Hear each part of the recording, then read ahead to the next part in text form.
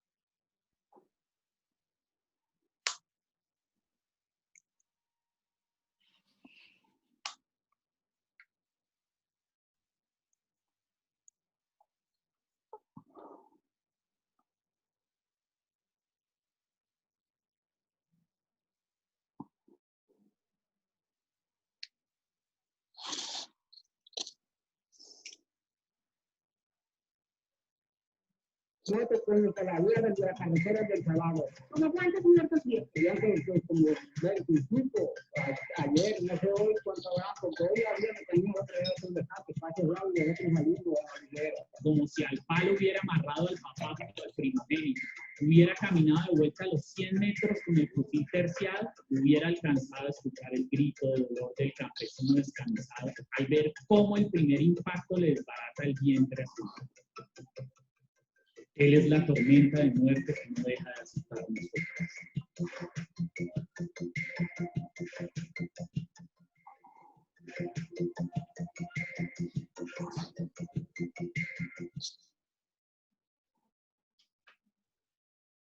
Marta.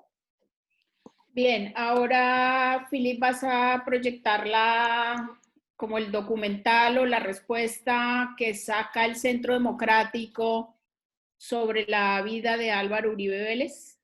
Sí, el único problema es que es una respuesta más al primer capítulo, pero bueno, el interés es justamente mostrar cuál es el punto de vista del Centro Democrático. ¿Me escuchan? Sí, sí, perfecto. Listo, entonces lo proyecto.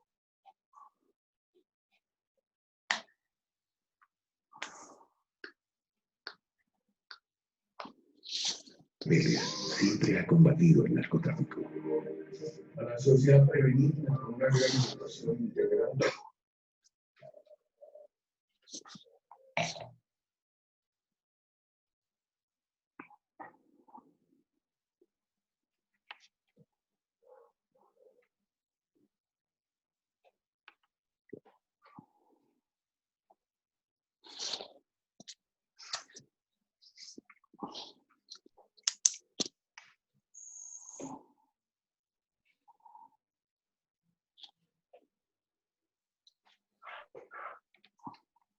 Brigadas militares de jurisdicción para adelantar trámites en la aeronáutica. Además de esto, se aumentaron durante esta época los controles en aeropuertos como Ronaya Herrera. Tantos fueron los controles que lograron en varias ocasiones que lo intentaran asesinar. 500 millones de pesos llegó a ser el precio por su vida. Había dado para matar a Álvaro Uribe. El mismo expresidente Álvaro Uribe Vélez solicitó a la Procuraduría General de la Nación que investigara sus actividades como director de la Aeronáutica Civil y como alcalde de Medellín. No encontraron ningún mérito después de examinarlas. Modificó el sistema de cobro de los impuestos aeronáuticos, los cuales pasaron a ser cobrados en el tiquete y no en casillas de la aeronáutica en los aeropuertos, como venía sucediendo. Dicha medida combatió la corrupción y permitió que el recaudo del Fondo Aeronáutico Nacional pasara de los 1.184 millones en 1980 a 4.600 millones de pesos en 1982. Durante su administración se construyeron obras de gran importancia. El aeropuerto de Río Negro, la terminal de Barranquilla. Además, se contrató un estudio para la segunda pista del aeropuerto El Dorado. Ya siendo presidente de la República, se contrató el nuevo edificio de este aeropuerto, que es el más moderno de Latinoamérica. Estos son los hechos de la vida pública del expresidente Álvaro Uribe Vélez.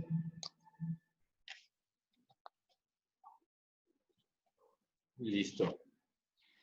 Bien, perfecto.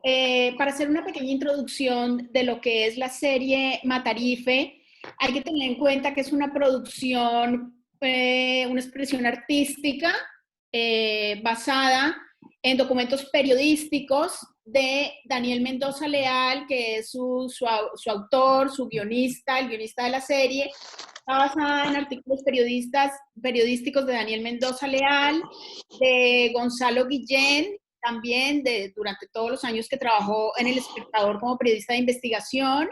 También hay investigaciones allí periodísticas de Julián Martínez, de Daniel Coronel, bueno, entre otros periodistas que han aportado sus investigaciones para documentar lo que es la serie Matarife. Como todos sabemos, la serie en su primer capítulo fue tendencia en redes sociales y fue cuarta tendencia mundial el primer capítulo y toda la campaña de expectativa que hubo. Hay que tener también en cuenta que está escrita en primera persona, donde Daniel Mendoza Leal es como el hilo conductor de la historia. Entonces, para dar paso a nuestros invitados y tener su primera impresión, la idea es que pues cada uno nos dé como su primera impresión de la serie Matarife.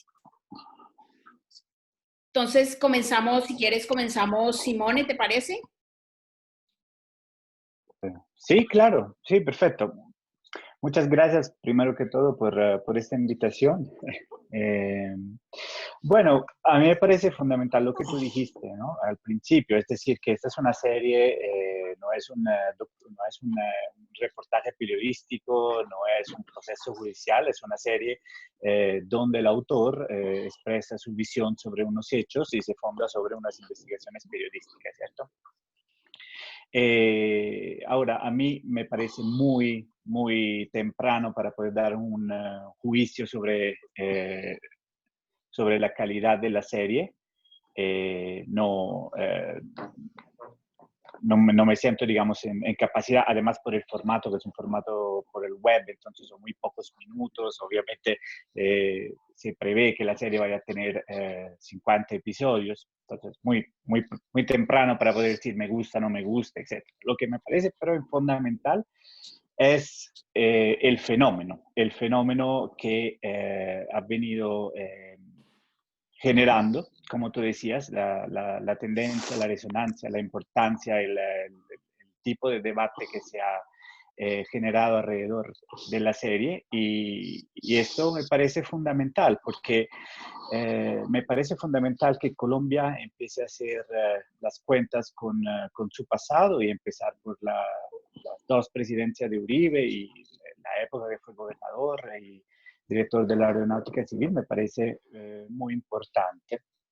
También me parece muy importante que otros países, especialmente de América Latina, pero no solo de América Latina, puedan conocer un poco más desde cerca el personaje de Álvaro Uribe, o por lo menos en esta interpretación que que hizo Daniel de Álvaro Uribe.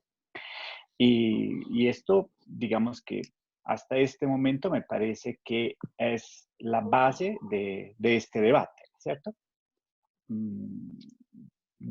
Digamos, no me siento en capacidad de decir si me gusta o no, me parece fundamental y súper importante y me encanta la difusión y el debate que se puede generar alrededor de esto.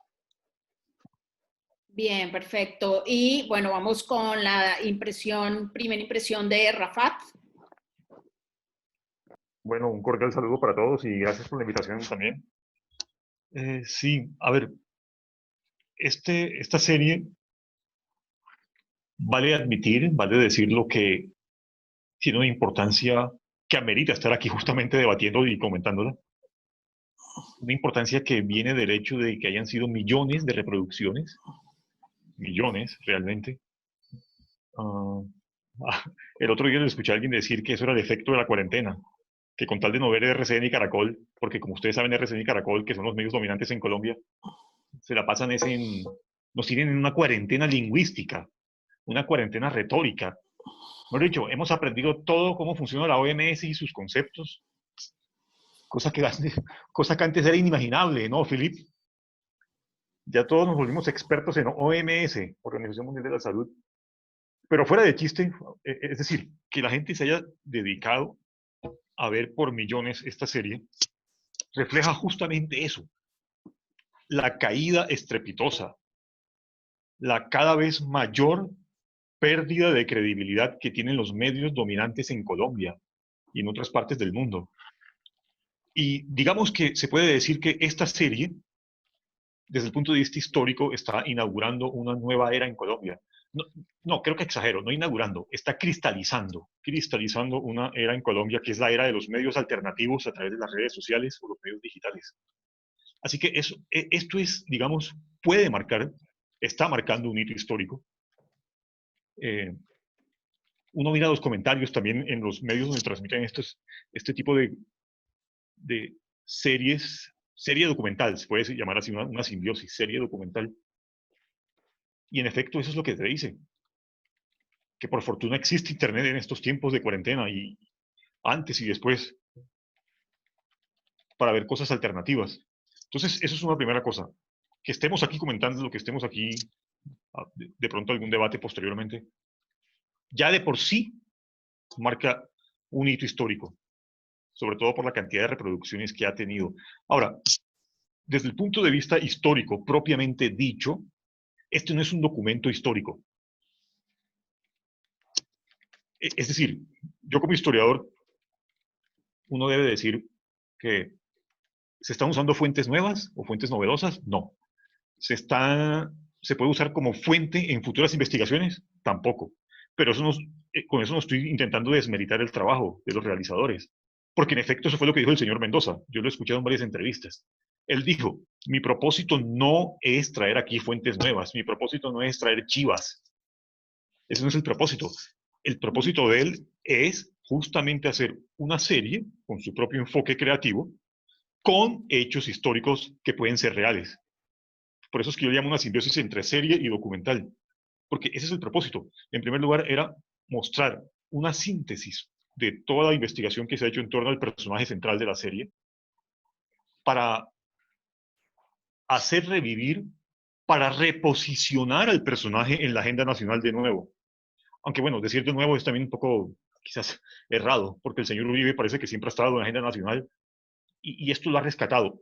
Para bien o para mal, lo ha puesto de nuevo en la agenda nacional. Y por último, Marta, termino esta primera intervención. ¿Cuál va a ser la labor de los historiadores en una generación?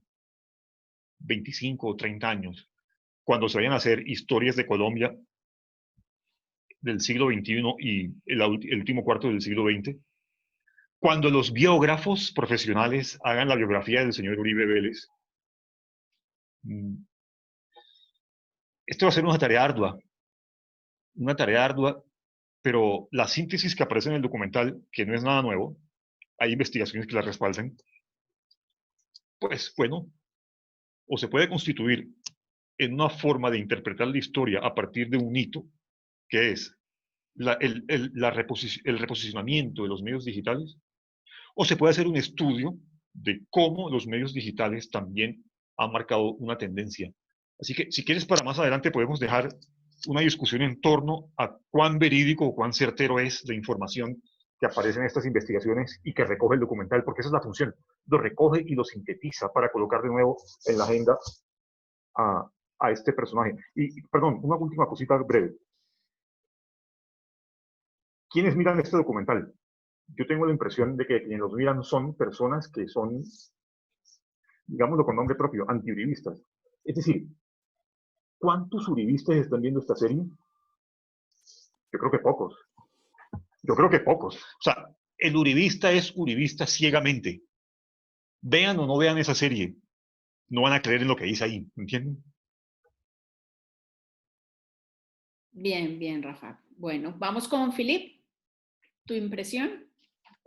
Bueno, me gustó mucho lo que dijo Jafat, es decir, que ahí comparto mucho con él, es decir, que a mí hay algo que estoy de acuerdo que demuestra los debates que empecé a mirar detrás de esto, es que los medios dominantes, la silla vacía sí está vacía, por ejemplo, es decir, que hay muchos medios que están graves, es decir, que fue defender, es decir, que la idea es que primero analizar, es decir, que yo creo que esto es la primera vez que vemos que una miniserie hecho por una persona creada o presentada o narrada por la misma persona que hace el guión, entonces una persona multitareas logró justamente a través de un mercado viral, utilizando las redes sociales, tener y que nosotros estemos sentados esta noche. Eso es impresionante. Ahí vemos la importancia justamente en este periodo que Donald Trump quiere abandonar Twitter, pero no quiere tanto porque tiene 160 millones de seguidores, como dice, en sus diferentes redes sociales.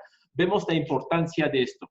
No es un documental histórico, hay muchas cosas, por ejemplo, otros libros sobre el tema Expediente Uribe, que es una serie también que hace 6 años creo, que podemos encontrar en YouTube, que muestra justamente puntos de vista sobre lo que ha pasado.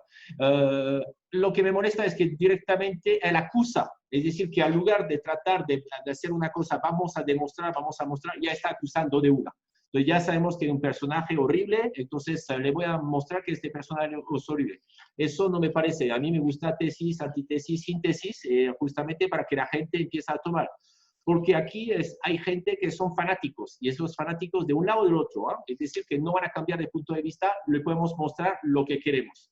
Ya había temas sobre justamente la nene política de hace unos días, entonces esto con el corona ya ha cambiado.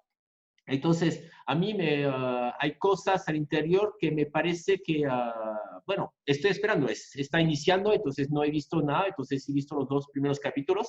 Lo que fue impresionante es que la gente empezaron a integrarme en su WhatsApp, en sus, ¿cómo se llama?, Telegram, mandando esto como mercado viral. Entonces, estamos en el periodo del COVID-19, pero creo que la red social, siempre como un virus, se propagó la información de manera tremenda a todo el mundo. Entonces, vemos que justamente aquí lo que se mostró es el tema de la importancia de las redes sociales. Aquí es una discusión que tuvimos con Rafat, justamente que en este momento, por ejemplo, el presidente de Colombia, cualquiera ya es un experto virólogo explicando lo que va a pasar y por qué nos vamos a enfermar o otros. Entonces, aquí lo que vamos a ver es también todo el mundo va a adaptar su punto de vista. Sí, yo sé que este personaje es malo, este personaje es bueno, hay que defenderlo. Entonces, lástima, había otro video justamente mostrando, ¿cómo se llama? El capítulo 2, pero no lo encontré, de la serie que el Centro Democrático están iniciando, y lo que me molestó, francamente, es que están avalando las convivir. Entonces, ahí mostrando que justamente, no, Álvaro Uribe dejó, pero eso no era tan malo. Entonces, ya creo que hay juicios sobre esto, ya hay, ¿cómo se llama?, gente que se han pronunciado justamente del mal que hicieron para este país. Entonces, lo que es interesante en un país, porque aquí está Diego, está Simone, es un país, Colombia, tú Marta lo puedes confirmar, que donde no se enseña la historia. La gente no sabe lo que ha pasado. Entonces aquí vemos que va a ser una cierta presentación de la historia hecho por una persona que es multitareas, interesante, pero el problema, y aquí para terminar, de acuerdo con Rafa, no se trata de un documento histórico. Entonces, a pesar que las fuentes de información que él está utilizando, supuestamente todas esas fuentes sí fueron comprobadas. Es decir, que las personas que mencionan como fuente de información sí son fuentes de información validada, confirmadas. Por instante. Perfecto. Diego Diegues Ontiveros. Hola, ¿cómo están? ¿Se escucha bien? Perfecto, sí. Ante todo, saludar a los queridos amigos que estamos en la mesa, una mesa virtual de a todos los que nos están escuchando. Primero, voy a tener una mirada un tanto diversa, no desde la factura de la serie, que a mí me parece novedosa, sino en cuanto a de lo que estamos hablando, de lo que habla la serie. Entonces, en principio, solidarizarme con la cantidad de periodistas perseguidos y asesinados en Colombia, con la cantidad de líderes sociales perseguidos y asesinados en Colombia, y manifestar que estos capítulos parecen una expresión contracomunicacional.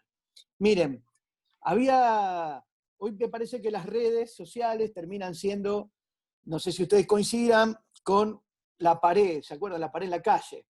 Y lo que se dice muchas veces es un graffiti. Me acuerdo que en la época de la dictadura, y lo digo porque lo está comparando Daniel Mendoza, con lo cual desde ya me solidarizo, porque obviamente él está haciendo esta serie porque siente esa presión y su calidad de perseguido y la de sus clientes, y no tenemos que dejar de oír las voces de las víctimas, porque hoy lo podemos ver a Daniel Mendoza y posiblemente, y los que viven en Colombia y los que son colombianos lo saben, lo pueden matar con la misma facilidad que hoy le están dejando mostrar esta serie. Entonces, como expresión contracomunicacional, me parece que Daniel utilizó un mecanismo novedoso. Segundo, ¿es descabellado pensar que Uribe pueda hacer eso que Daniel Mendoza dice? Más allá de las pruebas, porque nosotros ya sabemos, yo soy jurista, soy criminólogo, y sabemos lo que es el poder y el ejercicio del poder y cómo oculta y cómo hace una selectividad penal de lo que investigamos o lo que no investigamos. O sea, podemos no creer esto y creer el discurso oficial, y es difícil. Si no estamos legitimando y pensando que la justicia en Colombia es equilibrada y no favorece a ningún poder. En la época de la dictadura había los grafitis en las paredes, decían, si la prensa es canalla, que hablen las murallas. Y un conocido periodista, que seguro que Simón y Philip se acuerda, que fue Rodolfo Walsh, decían que las paredes eran la imprenta de los pueblos. Hoy pienso que las redes sociales son esas paredes y que nos están contando no un cuento, sino nos están mostrando circunstancias que muchas veces no se pueden probar en los tribunales, pero que hay un consenso generalizado de que eso existe. Y ¿saben qué me corrobora? Que gran parte de lo que se pueda decir en esta serie, y por lo menos en estos 2 capítulos, es el video que pasamos. El video que pasamos del centro político uribista. ¿Qué nos está diciendo? No nos está diciendo Uribe no es un asesino, Uribe nos está diciendo, bueno, Uribe hizo todo esto. Es como una especie de raconto político electoral. Uribe hizo todo esto. Entonces, ¿sabe qué nos están diciendo con todo lo que hizo Uribe por el país? Diciendo, de última tenemos que tolerar esto que estamos viendo en Matarife. O sea, para llegar a cierta estabilidad o a cierta paz, entre comillas, debemos tolerar todo lo que ha ocurrido. Entonces, tengamos ojo en no tener una mirada legitimante y no desvalorizar lo que puede ser una denuncia certera, la diferencia en que seguramente, como los falsos positivos, como la comunidad del anillo, las pruebas las tengan los victimarios.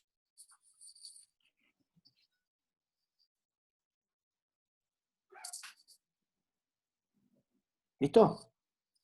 Bien, bien, bien. Simone, te quería preguntar, ayer en Colombia surgió todo un revuelo a raíz de la manifestación del presidente Álvaro Uribe Vélez, donde a través del abogado Abelardo de la Espriella en medio de un comunicado de prensa, lo manda a decir que van a demandar para que el autor de la serie, Daniel Mendoza Leal, rectifique la serie. Entonces, primero, como que es raro el conducto regular de cómo se hace, si primero se manda a rectificar y después lo publicas, él rectifica, después lo publicas, y segundo, no dice puntualmente qué debe rectificar, y por otro lado, como tu concepto como periodista de ese manejo que se le da a la información y ese salir de Uribe ahora, porque también, como dijo Omar Rincón con María Jimena Duzán en el debate en Semana Noche, un poco la serie como que revive a Uribe que iba en caída libre, iba en picada y como que lo pone nuevamente en el centro del debate.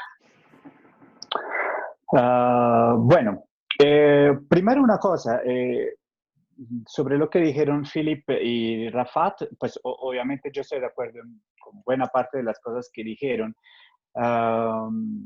Es decir, lentamente la política se ha transformado como casi en algo que se pueda parecer más al fútbol, ¿cierto? O sea, ya no es un encuentro de ideas, sino que yo soy fan de este político.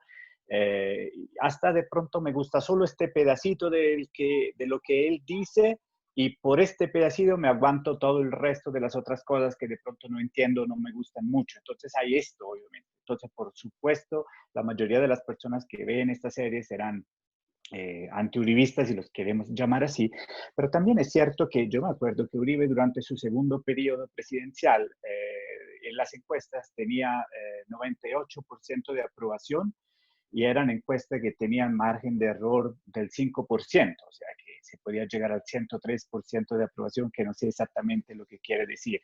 En encuestas más recientes ha bajado mucho, es decir, que puede que sea un movimiento lento, o quizás más rápido en Colombia, un país todavía muy joven, pero este soporte por los líderes políticos puede venirse transformando.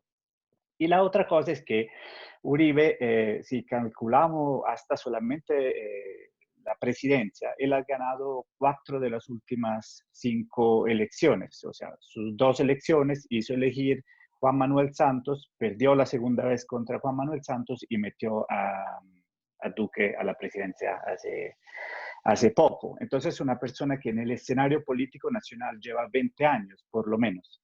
Un joven de 15 años, yo creo que necesita una serie como esta. Necesita alguien que le diga, mira, ok, este personaje político muy importante en tu país, de lo que escucha hablar todos los días, lo escucha hablar en una cierta manera, pero existe también esta otra versión de los hechos. Entonces yo creo que esto puede ser un valor muy importante de esta serie y se difunde por redes que obviamente son frecuentadas en mayoría, bueno, Philip me podrá corregir, por jóvenes, creería yo. El tema de la demanda es una cosa vieja, pues yo soy italiano, nosotros hemos tenido Silvio Berlusconi en la presidencia del Consejo de los Ministros en Italia por muchos años. Y yo la primera vez que he visto esta estrategia, la de demandar para callar, lo he visto allá. Y esto, digamos, esta es una estrategia muy, muy común de los políticos, muy común de la gente que tiene mucha plata. Yo te demando y te obligo a defenderte, te obligo a gastar plata, yo puedo gastar mucho más plata que tú porque yo soy un político muy reconocido, tengo mucha plata, etc. Y esta es una forma que se ha utilizado muy enseguida para poder silenciar la prensa, para poder silenciar los artistas, etcétera. La tercera cosa, bueno, la cosa que me estabas preguntando tú en cambio sobre el aspecto periodístico, no me acuerdo qué me dijiste. Me estabas diciendo algo sobre que me preguntaste algo directamente, no me acuerdo ya. Bueno, hay otro dato interesante que me parece, también me vino a la mente cuando estaban hablando Philip y Rafat, sobre la diferencia de este medio que tiene Matarrife en la difusión, etcétera, frente a los medios tradicionales. Ellos hablaron de Caracol, de RCN, la Silla Vacía, por ejemplo. Pero hay un dato que me parece increíble. la primera semana después del primer capítulo, el canal de Daniel tenía 300.000 seguidores. La revista Semana, en 12 años, llegó a 247.000 seguidores en su canal de YouTube. Y esto me parece un dato súper interesante.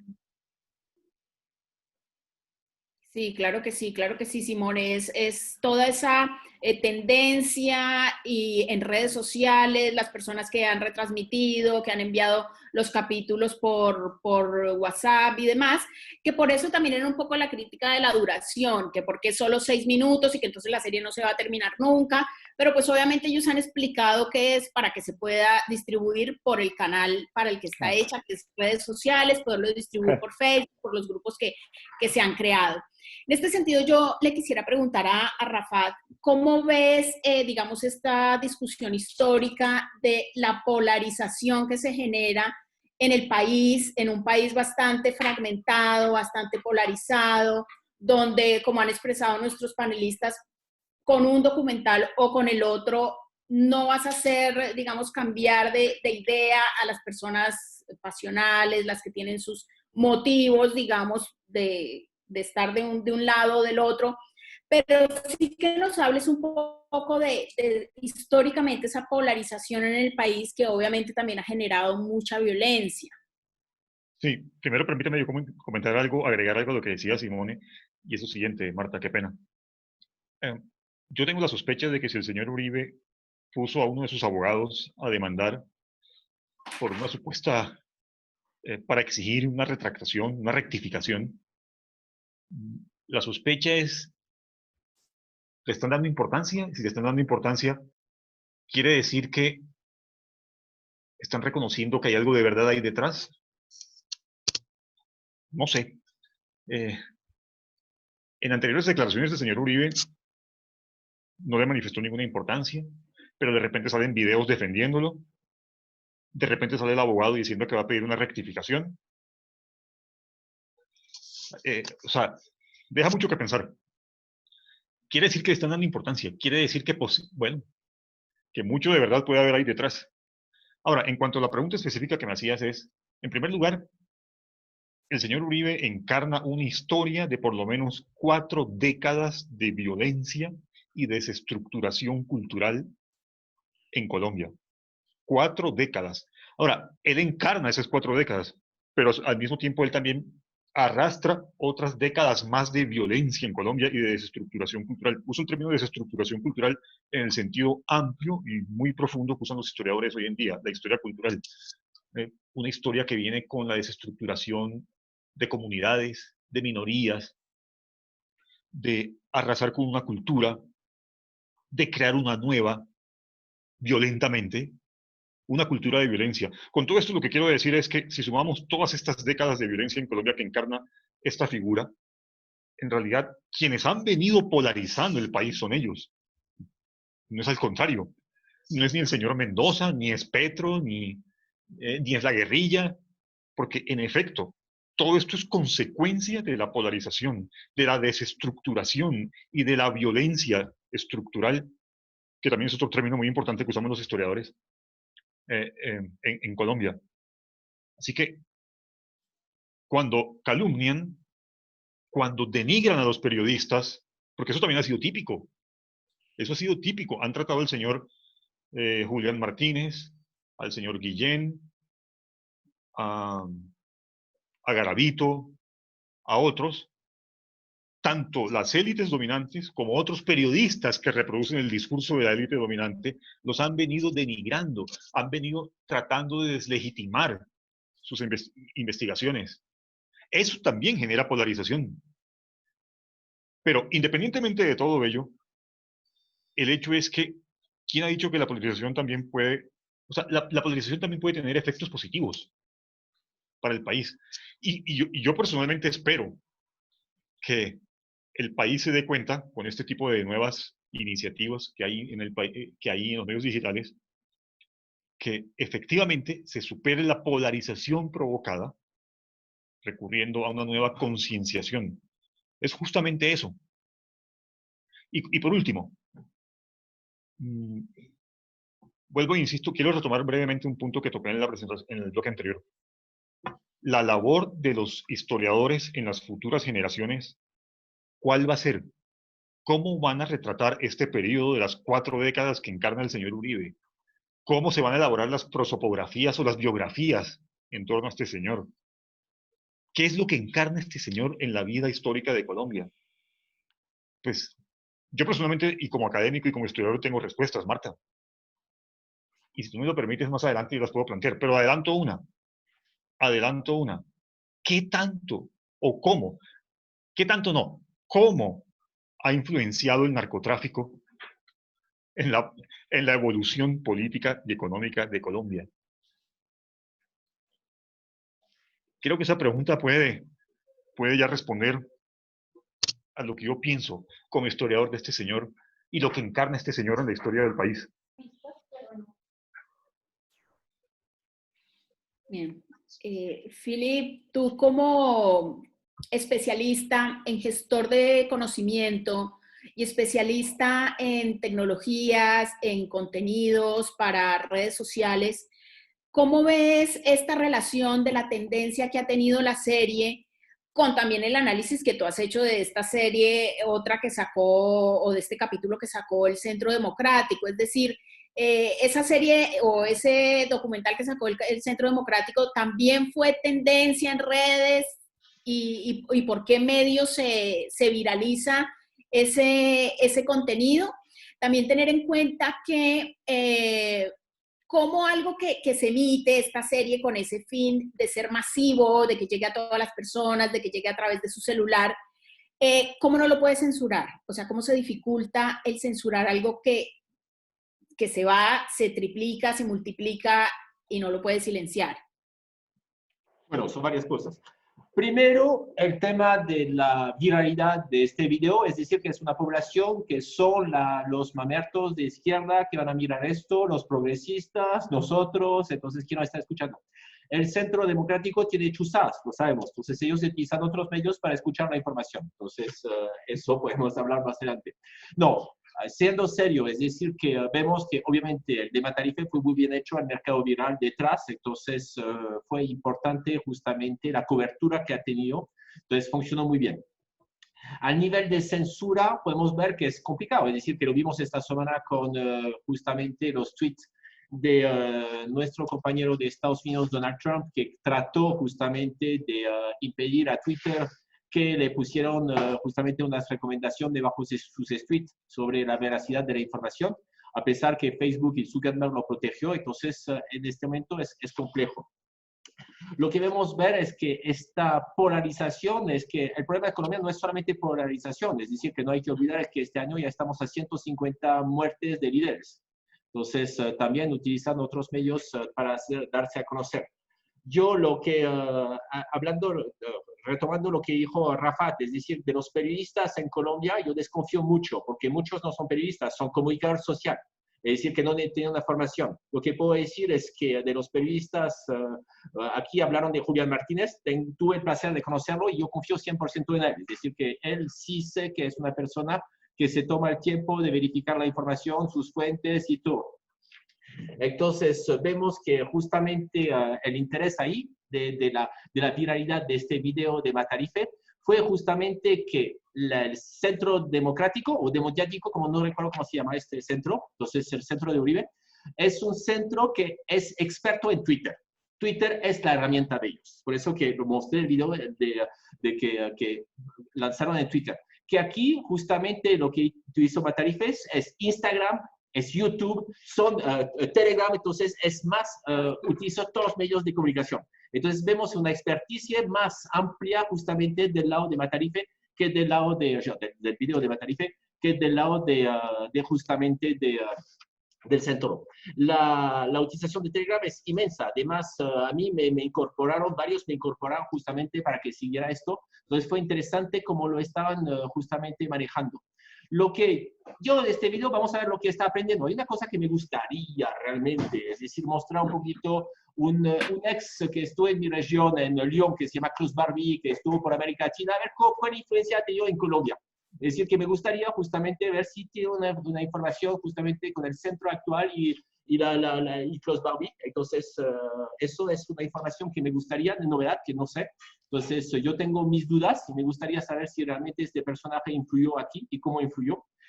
Porque justamente en la serie de Narcos damos más o menos que está en Bolivia y que está influenciado en Colombia, pero no sabemos. Dejo la palabra a Rafat justamente sobre esto. Sí, Felipe, me hiciste recordarle algo que quiero colocar sobre la mesa.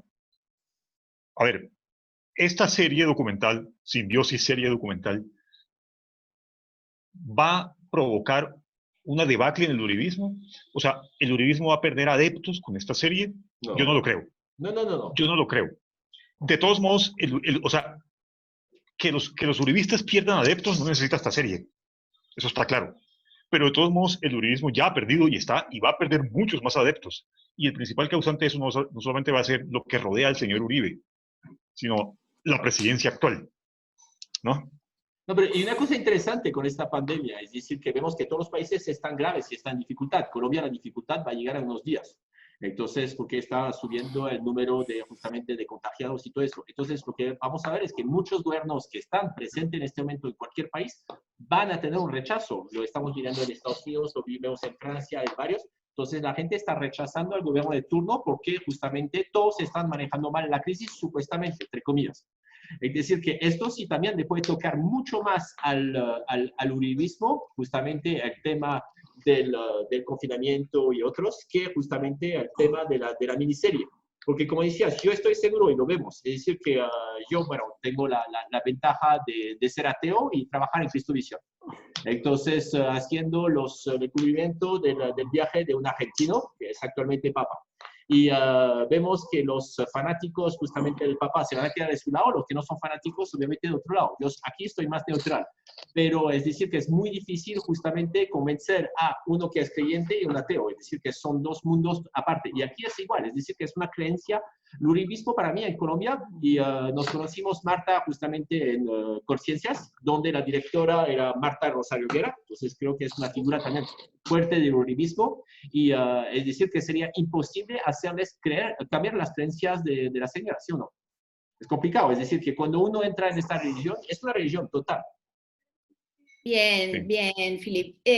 Diego Diegues, hay un tema súper discutido y que genera muchísima controversia, y es que a la serie le piden que aporte las pruebas para llevar a Álvaro Uribe Vélez a la justicia. Entonces, obviamente, esto es una serie, lo que queremos escuchar desde tu parte, desde lo jurídico, cómo no es, digamos, o si es el lugar para pedir pruebas. Y por otro lado, la serie, como lo hemos discutido, está basada en artículos periodísticos de investigación de estos periodistas que ya nombramos en principio, de Daniel Mendoza, de Gonzalo Guillén, de Julián Martínez, de Daniel Coronel, entre otros, Garavito, que lo nombraron ustedes. Digamos como que las pruebas también están los muertos, los falsos positivos, la masacre del Aro, las 333 masacres, es decir, todos los procesos judiciales que tiene. Entonces, ¿cómo sopesar eso de que le estás pidiendo a una serie que lo juzgue desde lo judicial o que aporte las pruebas, y de una u otra manera las pruebas están en el sustento periodístico que dan vida a los guiones? Sí, mirá, Marta, es muy interesante lo que planteas. Y yo pienso que hay una doble vara moral para evaluar las pruebas. O sea, le exigimos a alguien que está haciendo una serie, primero lo que la ley no le exige, que es hacer la denuncia, ¿no? Tendría que haber algún fiscal de oficio o algún juez que pueda instar esa acción si le interesaría investigar esto. No creo que haya muchos fiscales en Colombia que deseen investigar a Uribe. Cuando Rafat hablaba, coincido en lo que es la violencia estructural, ¿no? Entonces, digo, cuando hay una violencia estructural, cuando hay una cooptación de la justicia, y la justicia, el Poder Judicial, digo, que no significa que sea justo, el Poder Judicial pertenece a una élite y solamente juzgamos a una élite, y si está el narcotráfico en el medio, es un cóctel explosivo, ¿no? Porque el delito es totalmente funcional a la acumulación de riqueza y el poder es acumulación de riqueza. y es acumulación de riqueza no solamente del dinero del Estado, sino de las ventajas inmobiliarias que podemos tener cuando nos quedamos con las tierras de otros, ¿no? Entonces digo, si vamos a hacer un manto de piedad y Colombia no va a querer mirar más hacia su pasado, digo, no hacen falta los historiadores, no hace falta nada, solamente hace falta con no mirar y pensar que Uribe hizo lo que humana y moralmente consideraba apropiado, y nos olvidamos de las muertes, nos olvidamos de la motosierra, y hay algo que es fundamental, mis estimados. Uribe es violencia y es violencia verbal. Digo, nosotros no vemos a un ángel hablando, es un hombre que ha tenido y tiene actitudes o discursos violentos. Digo, por eso tampoco es tan difícil pensar que pudo haber manejado una estructura de país. Por eso me resulta muy atractiva la comparación del segundo capítulo, digo, para no perder el ojo de hablar del segundo capítulo, entre la dictadura argentina y ¿cómo se llama? Y Uribe. Y en esto no tenemos que tener miedo, y no estamos hablando de dictaduras, sino estamos hablando de estructuras delictivas. Porque yo he leído algunos comentarios que no, pero Uribe lo eligió el pueblo, y como bien decían ustedes, las encuestas le daban, y listo. Miren, mis estimados, lo voy a decir concreto, no es muy jurídico lo que voy a decir. Millones de moscas comen mierda, y sin embargo no está bueno comer mierda.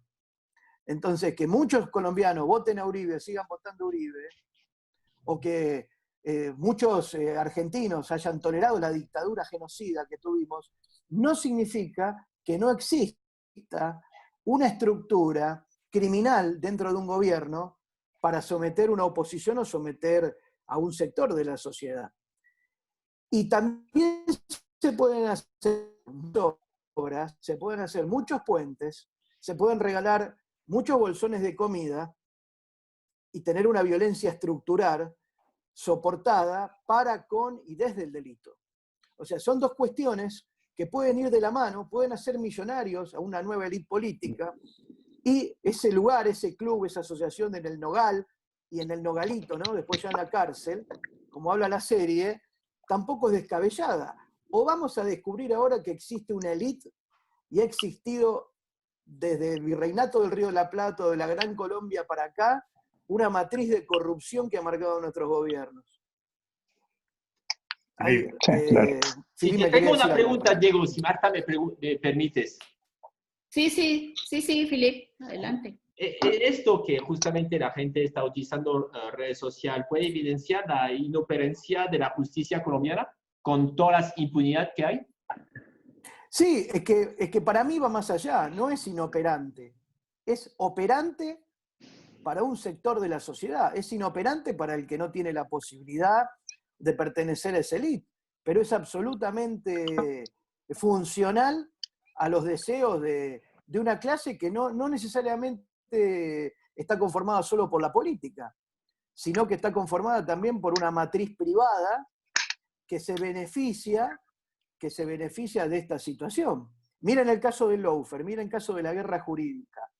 Y no le quieren dar valor, por ejemplo, a la prueba periodística que presenta Daniel, y en la Argentina han construido causas criminales contra el kirchnerismo con una editorial de la revista Noticias, con un titular del diario La Nación, con una columna de Clarín, y a partir de eso han destejido causas que se van desenmascarando y van cayendo porque han sido mentiras. El caso Nisman. Digo, el caso Nisman, se supone que lo mató, le achacan que ha sido Cristina el que lo ha matado, y después cuando seguimos investigando nos damos cuenta que la vida del fiscal Nisman no era tan transparente como decían. Obviamente eso no amerita que lo asesinen, pero también existe la posibilidad que se haya suicidado por sus propias contradicciones y por todas las cosas que fueron saliendo. Ahora, eso no es mediatizado, eso no es mostrado.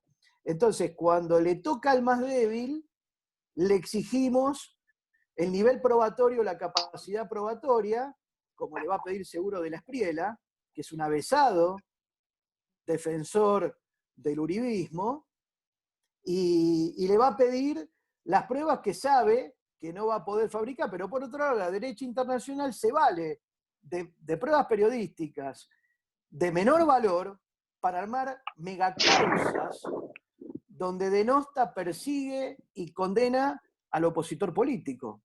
Ustedes han tenido causas como la de Piedad Córdoba, que es un claro ejemplo de lawfare a lo largo de la historia. ¿Y ustedes se piensan que eso fue inoperancia de la justicia colombiana? Se los pregunto, ¿no?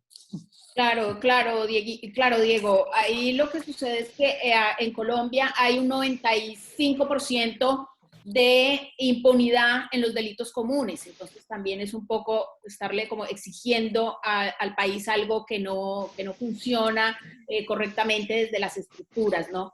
Yo le quisiera preguntar a Simone, ¿cómo te parece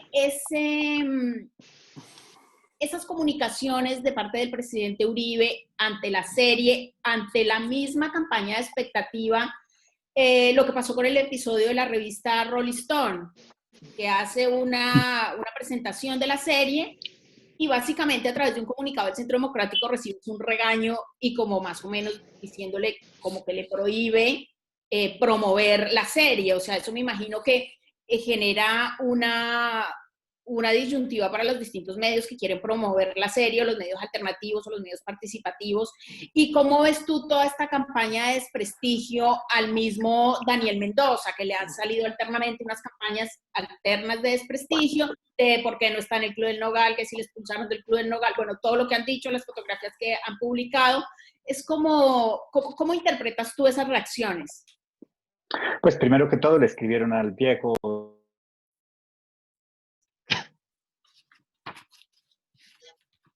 El micrófono.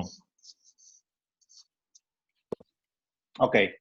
No, decía, le escribieron de hecho al fundador y ex director, ex dueño de la revista Rolling Stone, y le escribieron a los actuales gerentes, ¿no? Por decir la preparación que tienen ellos en general. Pero obvio, esto es por un lado demuestra la tendencia autoritaria de querer controlar la prensa, lo que se publica, que le funciona muy bien con los canales, especialmente RCN, los canales colombianos, pero que obviamente no puede funcionar con medios internacionales y con medios libres. Pero es una tendencia, esta es una tendencia que ha tenido siempre el uribismo. Atacar al opositor, sea político, sea el periodista que quiera hacer su trabajo, intentando atacarlo personalmente, intentarlo hasta con mentira, ¿cierto? Intentar descreditar hasta con mentira. Por ejemplo, el caso de Holman, todos los ataques que ha tenido que subir durante su carrera periodística, pues ha sido, claro, Daniel Coronel y Julián también y tantos otros periodistas que intentaban hacer su trabajo y se han tenido que enfrentar a un poder muy grande, que es el poder político. Por el otro lado también, pero demuestra miedo, ¿cierto? Demuestra miedo y es una estrategia que en mi forma de ver es una estrategia hasta que puede ir en contra de ellos mismos. Es decir, de alguna medida ellos contribuyen a la difusión, contribuyen a la visibilidad del producto y contribuyen a que se polarice y que haya más personas que lo quisieran ver y más personas que quisieran defenderlo frente a los ataques de Uribe. Entonces me parece que por un lado hay esta tendencia autoritaria que es muy presente en el uribismo, en la derecha latinoamericana, obviamente, por supuesto. Hay los ataques personales que tampoco se lo inventaron los uribistas, digamos. Es una cosa, una práctica común que se ejerce en contra de la prensa, especialmente cuando dice algo que va en contra de quien está en el poder. Y por el otro lado, una estrategia que, pues no sé, a mí me parece como que le puede ir un poco en contra, que es la de intentar atacar y de esta forma contribuir a la difusión y a la publicidad, pues, ¿no? Que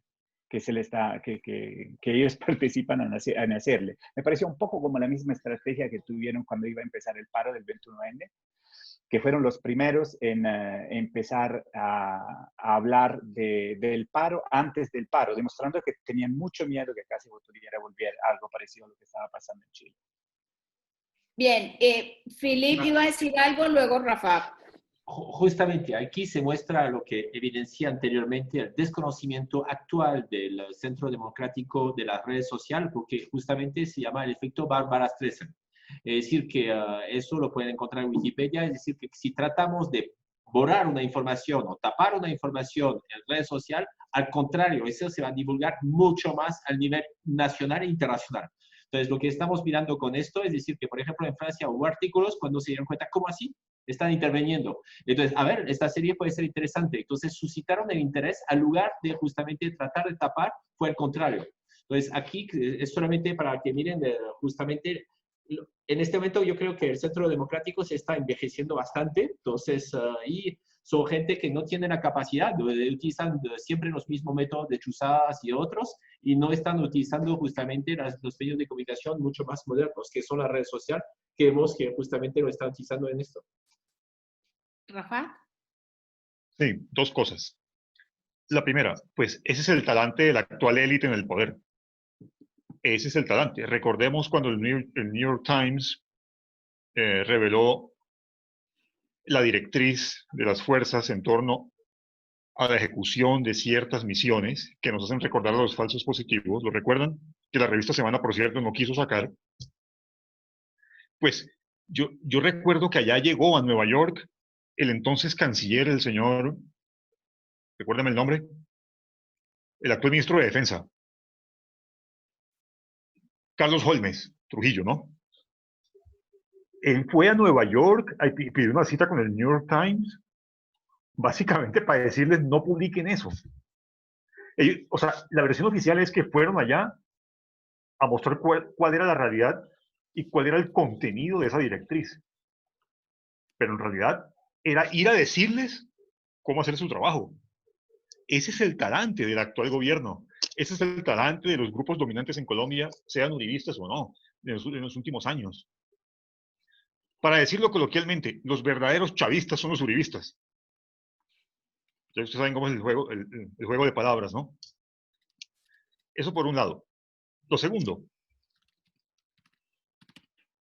Ahora, aclarando, en Venezuela más del 80% de los medios son privados, por cierto, porque mucha gente piensa lo contrario. Lo segundo, yo creo que se nos acaba el tiempo, ¿no, Marta? Entonces voy a aprovechar estos minutos que nos quedan para decir como historiador y como analista y como politólogo,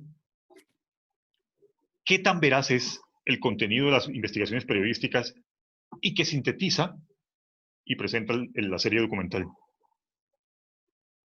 Pienso que alrededor del personaje central de la serie, el señor Uribe Vélez, hay una historia muy, muy profunda, muy seria, muy violenta, que refleja que Colombia es en efecto un estado semifracturado o semifallido, primero que nada. Pero es un estado semifracturado y semifallido cooptado por el narcotráfico. Se puede decir que sí.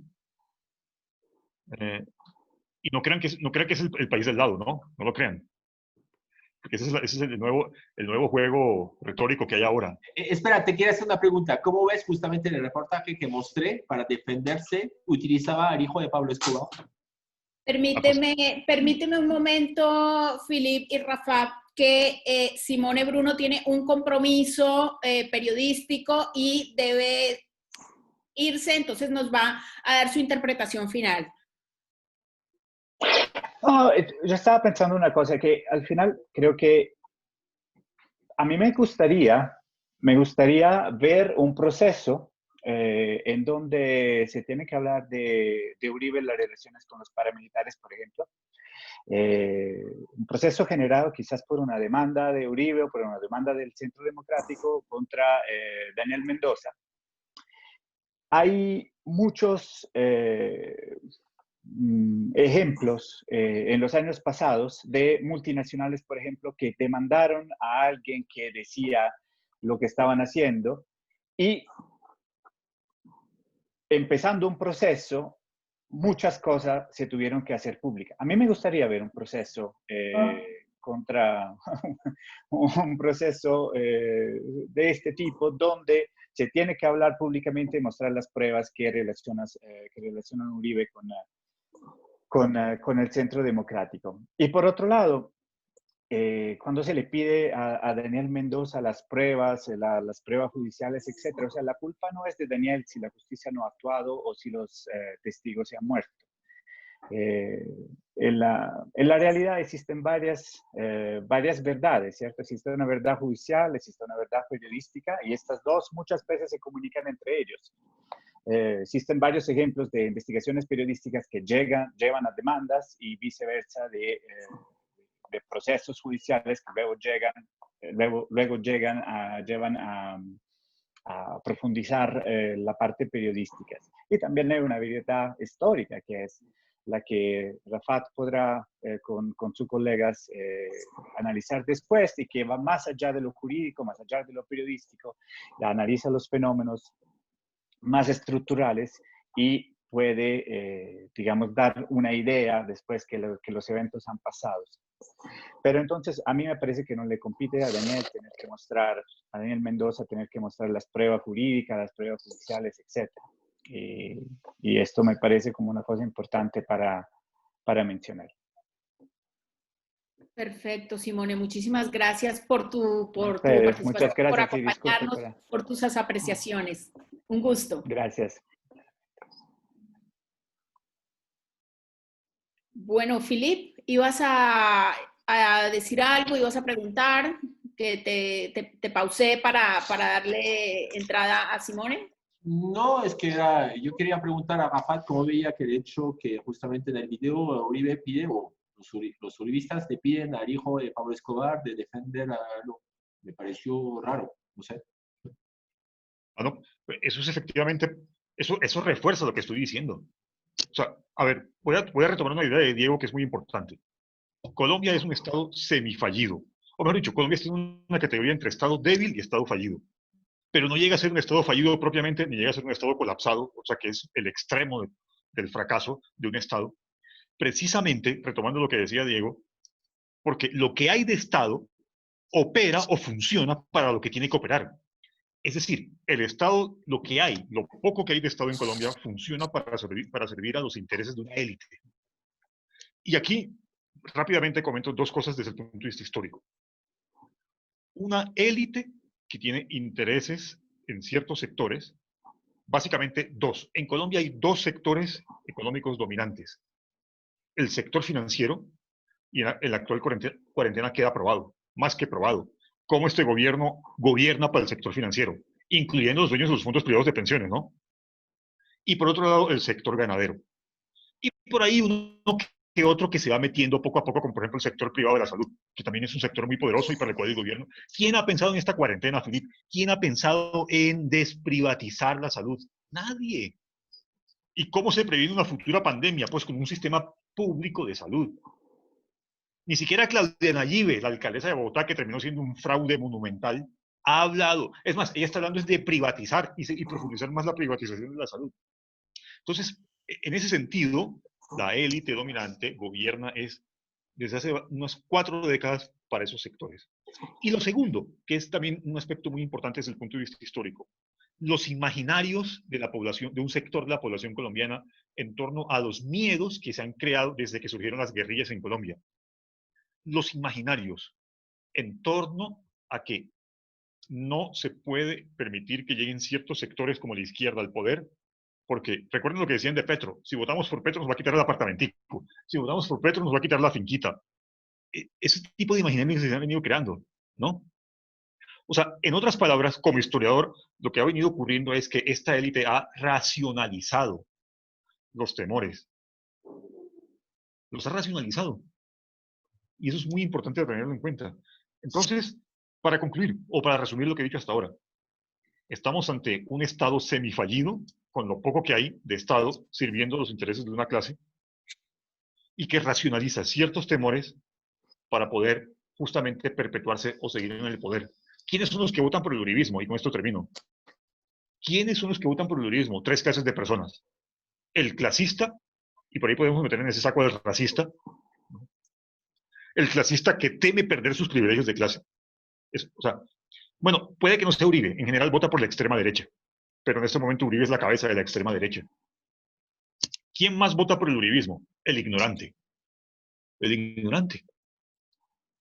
¿Y quién más vota por el uribismo en Colombia? El coaptado o el coercionado, ¿no? En el mundo rural, sobre todo.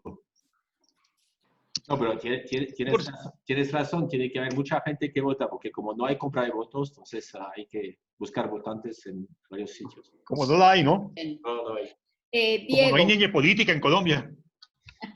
Diego Diegues, ¿cómo ves tú el recurso audiovisual? ¿Cómo analizas el recurso audiovisual de hacer como esa analogía en este segundo capítulo de Matarife con la dictadura argentina? O sea, con todo ese proceso que hubo judicial, mediático, de censura, de ejecuciones, con todo lo que eso implicó históricamente para la cultura argentina y que se haga en esta serie como este paralelo con la situación en Colombia.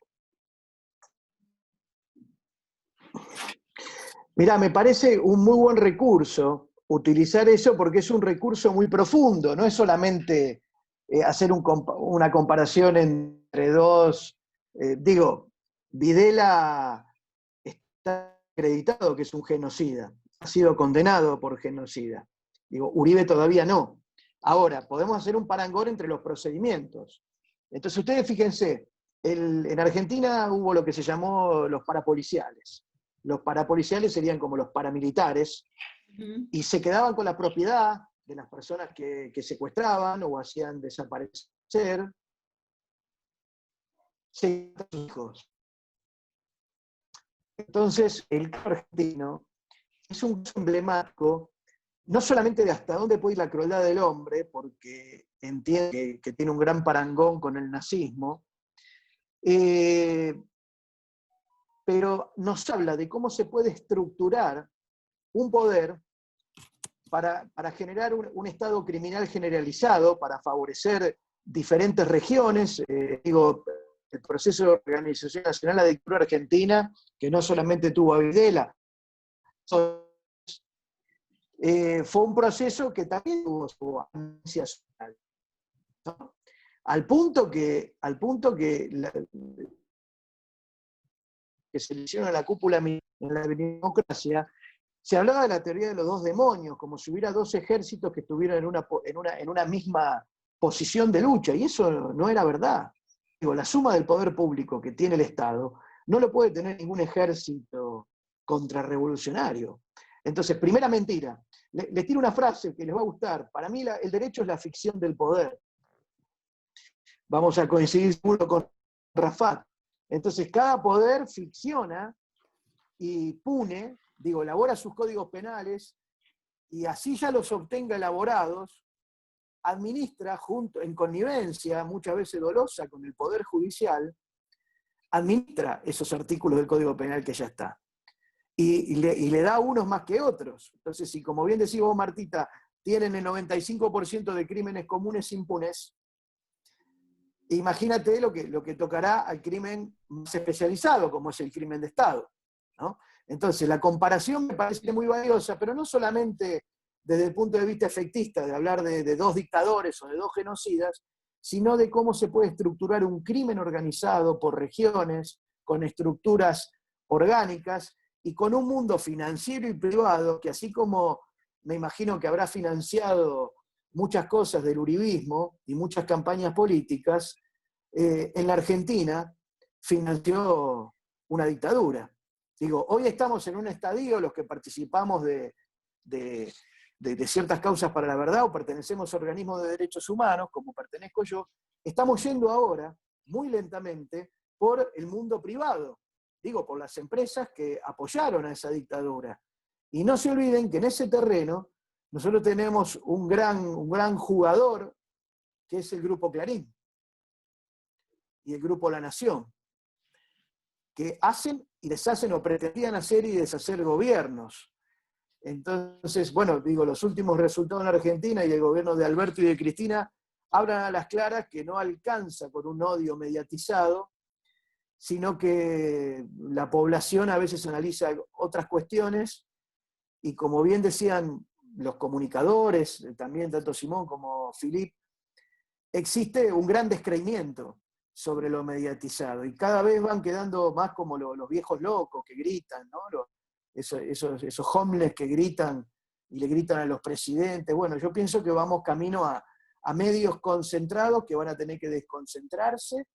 Imagínense que Lanata fue condenado en un par de juicios por haber mentido y nadie salió a decirlo públicamente.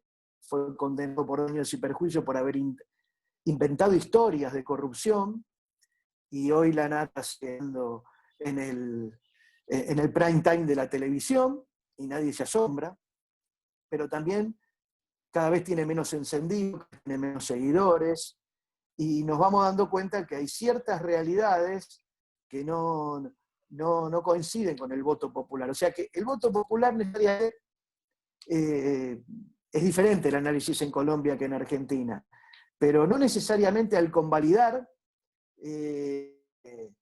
está hablando de ese delito subyacente que puede existir.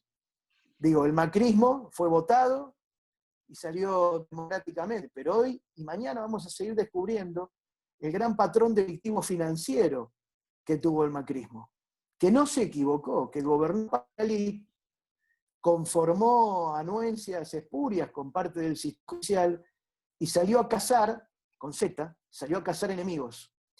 Y eso, ojalá, y siguiendo la teoría historicista de Rafat, la historia no los absuelva y sea quienes escribamos o que colaboremos a escribir de una forma más equitativa esa realidad que nos aqueja. Espero que Colombia lo pueda hacer y que esta serie genere el debate para esos chicos de 15 años que están hastiados y alienados de la violencia. ¿Y Rafat? Quiero agregar una cosa nada más, cortica. El uribista fiel, el uribista leal, va a seguir siendo uribista y no va a creer en nada de lo que diga la serie documental. Así que, ¿hacia dónde debemos apuntar? ¿Hacia dónde deben apuntar este tipo de iniciativas? Bueno, primero que nada, debe captar al personaje de centro y de derecha indeciso. Es decir, alguien de derecha que, a pesar de su ideología de derecha, pone por encima la ética. Yo conozco muchos así. Yo conozco gente de derecha y de centro de derecha que no es uribista y que, por cierto, coloca la ética por encima de su ideología de derecha o de centro de derecha. Lo cual significa, en palabras muy sencillas, que no hay que votar por alguien de derecha solamente por ser de derecha. O sea, si tu partido tiene miembros muy corruptos, tú no tienes por qué votar por él. Si tu partido de derecha tiene miembros muy violentos, con serios indicios, sospechas o certezas de tener vínculos con el narcotráfico, pues tú no votas por él. Entonces, en primer lugar, es hacia ese tipo de ciudadanía que tienen que apuntar estas iniciativas. Al personaje de centro, al personaje de derecha, de centro derecha, que no siendo uribista, sobre todo un uribista fiel o leal, pues ese es el que se ha venido decantando, el que se ha venido desencantando, el que ha venido diciendo, no, ya no más, experimentemos un cambio. Y por otra parte, y con esto cierro, este tipo de iniciativas también tiene que apuntar a generar mayor conciencia, a sacar a la gente a la calle, a dejar la apatía, votar. Y por fortuna, el actual presidente ha puesto la estocada final, ¿te parece a mí? Es decir, el uribismo y la derecha extrema en el 2022 la va a tener muy difícil. O sea, los pronósticos son que en el 2022 va a haber un cambio. Ojalá que no sea con Claudia Nayibe ni con Fajardo. No, ojalá que no. Perdónenme los fajardistas y los lopistas que estén ahí detrás de la pantalla. Pero Claudia Nayibe ya demostró su talante autoritario, demostró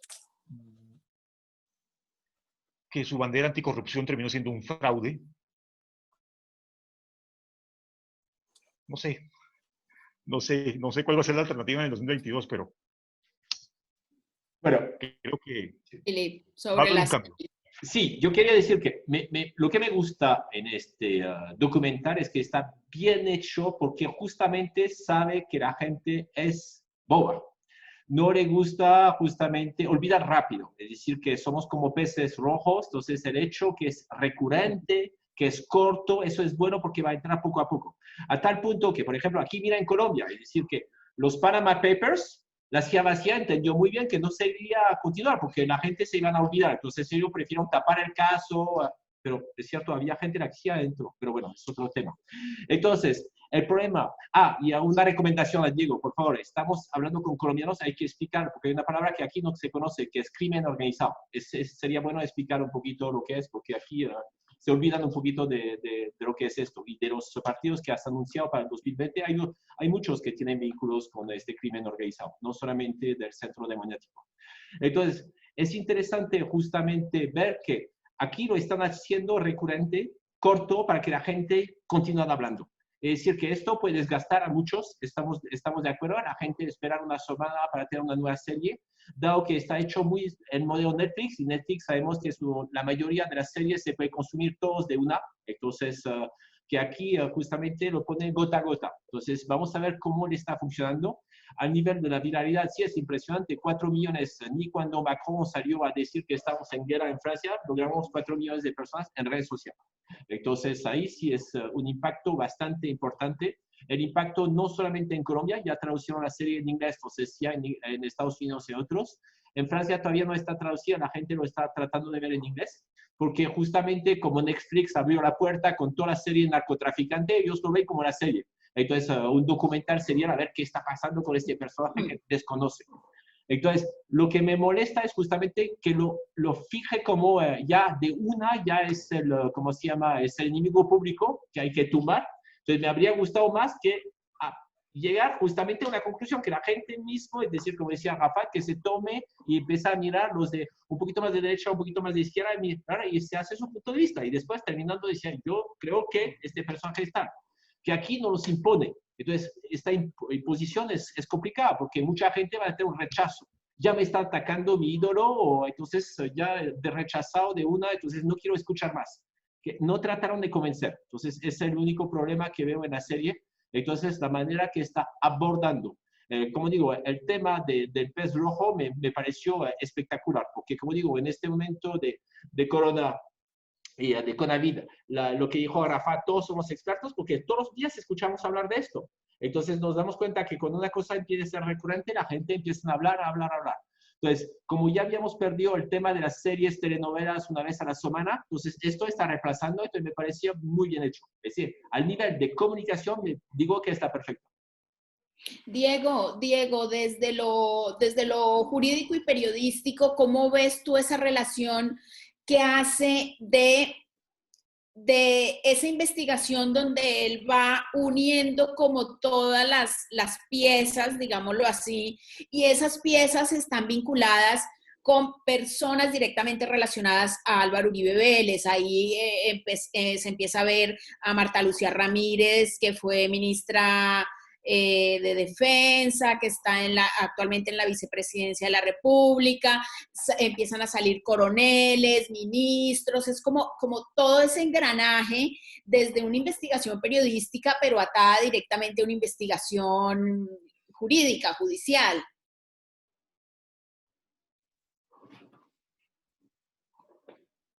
¿Cómo lo ves, Diego? Sí, a ver, justo se me cortó un poquito. Se ve que se me corta a mí nada más. No, lo que les decía es que para mí es un recurso Ese es el mismo fantasma. muy efectivo, porque